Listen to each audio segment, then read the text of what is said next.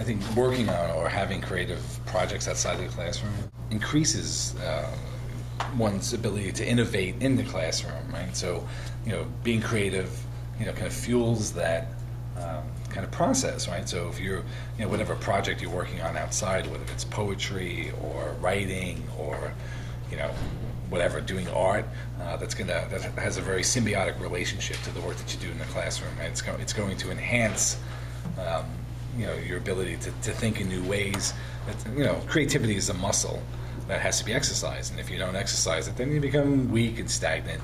And who loses? Students lose in the classroom, right? So being creative outside the classroom flexes that creative muscle and benefits the students, I think. I've worked on a lot of different projects. About, 4.5 years ago, I did a project. I was a founding member of the Kingston Digital Corridor initiative, which basically, we had like zero money, and the idea was to get people who live in like Brooklyn, or Williamsburg in particular, who are technopreneurs, to get them to relocate to Kingston. Right? So, somebody who's working in digital technology or a graphic designer can pretty much work anywhere. So friends of ours, I worked with Mark Green and Paul Rakoff, and we're like, really, Kingston's a great place. It's like low rent.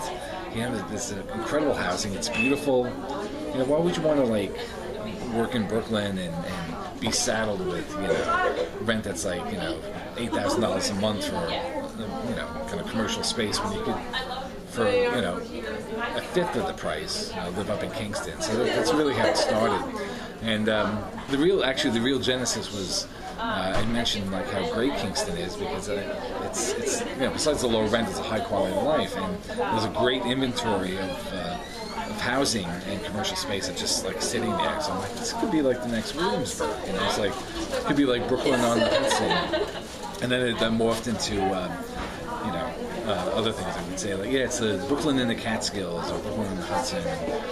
Interestingly, that later, as we developed this project and got folks to kind of consider relocating to Kingston, newspaper like New York Times picked it up. I think U.S. News did a little blurb on it. There was Business Week did a little kind of story. So with zero money, we kind of launched this initiative, and it morphed into a monthly meeting of technopreneurs that could get together for networking purposes in Kingston, and it's really kind of a satisfying project that I've worked on.